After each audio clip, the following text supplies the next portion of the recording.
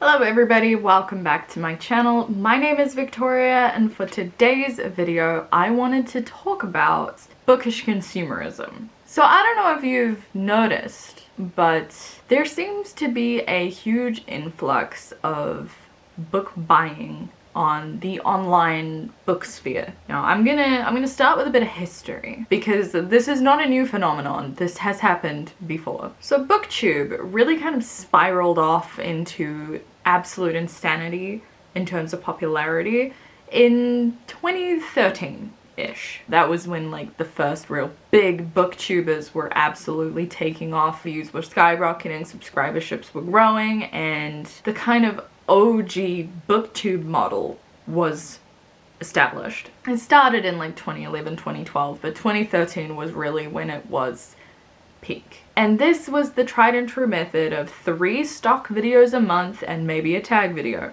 You would have your TBR, your book haul, your wrap up. The by far most popular type of video you could do was a book haul. That would get the most views, that would get the most retention, the most interaction, and so, you know, that encouraged people to want to buy more books. And we were all just kind of vicariously living through the booktubers at the time. So people were watching videos of people buying books because they wanted to buy the books but couldn't buy the books, and people were making videos of buying the books because people were watching the videos of them buying the books.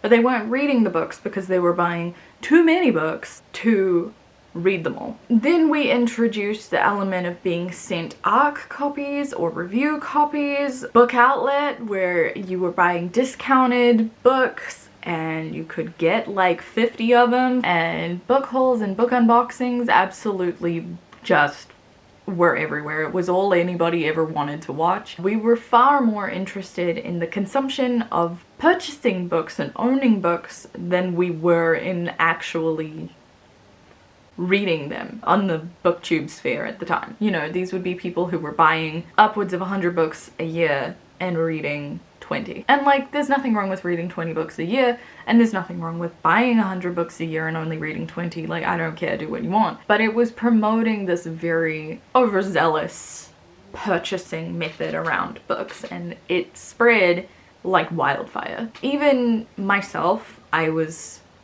just a little 13-year-old at the time. Any money I ever got was spent on books. I daydreamed about having the wall of bookshelves that all of the booktubers had, because that was such a staple part of booktube, was having multiple Billy bookcases like this one behind me, behind you, filling an entire wall. And I actually did have that for a hot minute there, which is kind of insane to think about. But it was very much, hey, let's own hundreds if not thousands of books, which is all well and good. I, again, don't care. I'm not saying you can't own books. I think, you know, owning books is all well and good. However, not everyone can afford that. And there was this kind of gap in the narrative where there were very few creators on BookTube who utilized libraries or used e-readers, although e-readers were less common back then anyway. For burgeoning booktubers, you kind of felt like you needed the physical book in your hand, in your videos, or people didn't care. I'm not gonna say that's true, but that is the kind of feeling you had. And I know this as someone who was making videos in 2016. You can't watch them. You can't watch them, they're gone. When this was still the kind of basic narrative of BookTube. BookTube now has been around for a very, very long time. Over 10 years as an established part of the YouTube sphere, as an established online community. We have had a long time to grow our platform, to learn how to differently incorporate things into content in a way that is a little bit less consumer focused. Now, I'm not going to say we don't still do book hauls, because that is very much still a core part of BookTube.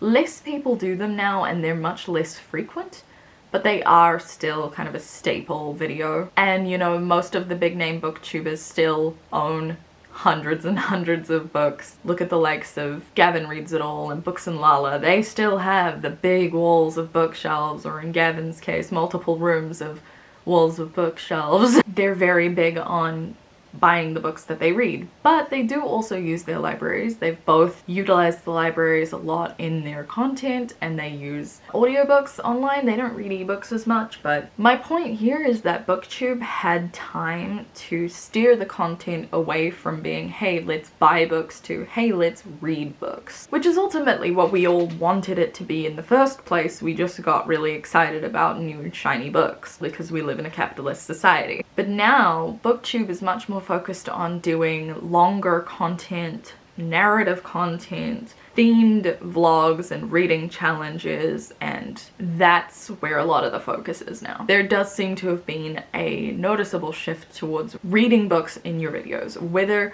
they're the books you already had or you're getting them for the video. Most of the videos you will come across on BookTube, people are actively reading something in them, as opposed to just talking about, hey, here's these things that I bought. TikTok, however, has only been around for like 5 years-ish, with Book Talk kind of coming into popularity through COVID. It existed before then, but it became a thing that kind of permeated outside of just the online book sphere through COVID, when everyone was bored at home and spending a lot of time on the internet and trying to find things to do. The kind of general public, in a sense, has been influenced more than BookTube ever did successfully. Book Talk is, I think, still in its early infancy phases. These are people who are new into reading a lot of the time, not all of the time, but a lot of them are relatively new into reading. They're just rediscovering reading or discovering it from the first time. They're a bit older, they have incomes, they tend to be in their 20s, 30s, and you know, they just want to make fun little videos about their books. I'm not saying every Book Talk video is just a fun little video. There are some that have a lot of effort put into them. I'm gonna dig myself so many holes in this video. But there are a lot of, hey, look at what I bought videos, and look at the books that I have videos, which we still very much do here.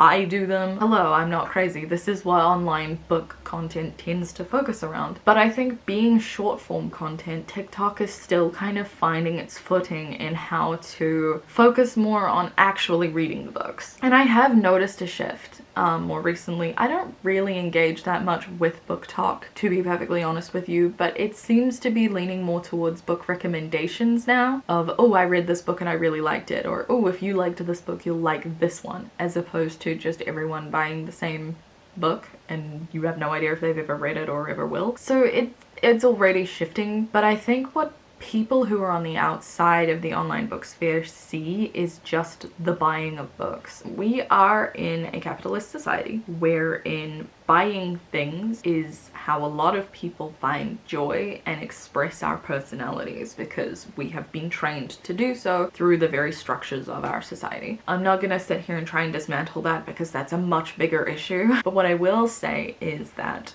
there has been a lot of people who are more interested in minimalism or decluttering or de-influencing. I've been seeing a lot where people are like, hey, these things everyone says you need to buy, don't get them. They're not necessary. And I think we are becoming a little bit more aware of how much money we spend on things that we don't need, because, you know, the world's in a bit of a mess right now following COVID and various international problems. We're in a bit of a cost of living crisis where just everything costs more. To buy a paperback book in a store costs about $40 now. I don't have $40 now. It used to be like 20 bucks. So the cost of books has kind of doubled. That was why last year I got my Kindle and I decided I was going to be a Kindle girly and read majority ebooks, and why I got my library card. Those are much less expensive ways to consume vast quantities of books, which I tend to do. Now, obviously, if you have the money to just buy whatever books you want and that's what's gonna make you happy, do so.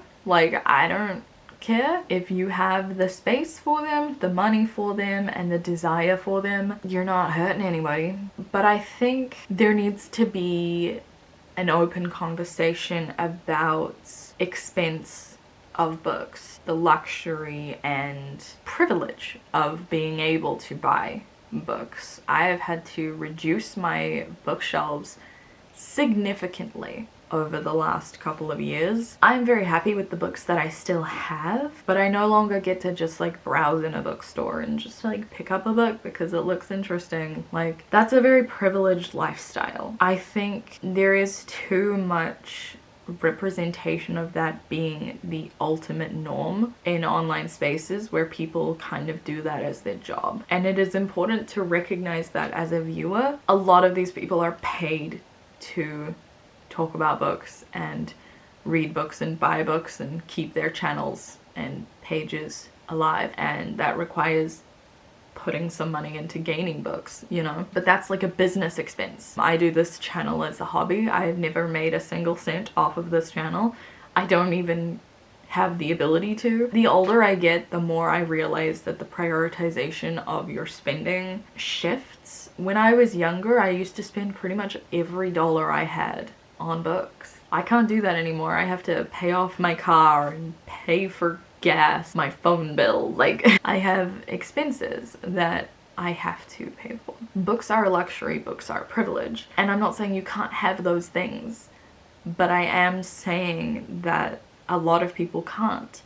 And I think that sometimes the overconsumption that is promoted online can be a bit damaging or a bit disheartening to people who want to kind of dabble in these spheres just for fun and are feeling like that's a huge barrier. We are shifting to a position where that's not so much of a barrier anymore, which is great, and I'm really excited about that. I just think that sometimes we lose sight of the true thing that we all enjoy, which is reading stories and engaging with stories and experiencing them however we get access to them. And sometimes that gets lost in this need to buy 6 editions of the same book because this one has sprayed edges and this one has an alternate cover and this one has some bonus content and this one's the paperback and this one's the special collector's edition. And I have noticed that become very much a thing, and lots of people will have like 4 or 5 copies of a bunch of books they've never even read because they're pretty. You know, I'm all for buying nice things that you want to look at, but we have to be careful of how we influence other people. As online influencers, there is a responsibility to have kind of the best interests of your audience. You're an influencer, you influence them. I'm not saying like stop buying books. I am saying maybe have a discussion about it, talk about it, address the situation. I don't know. I don't really know if I have like a defined point on this topic that I kind of want to like sum up with, or a message and moral that I want to impart on people. I just think this is something that we need to talk about and stop ignoring. What you do with your money is your choice, ultimately. I don't care. I want to make sure everybody is aware of the fact that, one, the overconsumption of books is not a new thing that we should be blaming on TikTok. It's not new. It's not TikTok's fault. It's everybody on the internet. Yeah, sure, TikTok is a huge element to it right now, but it'll be something else in 15 more years. I don't know if I'm making any sense, so I'm gonna stop now. If you have any thoughts to add to this discussion, do let me know. I would really love to hear what you think about it, because I feel like this could be a pretty divisive thing, and I don't necessarily think that either side of the argument is wrong. Please like and subscribe if you want to see more content from me. It really helps out the channel, and click that notification button if you want to be notified when my next video goes live. Should be about a week from now. And I hope I see you all next time in my next video. Bye.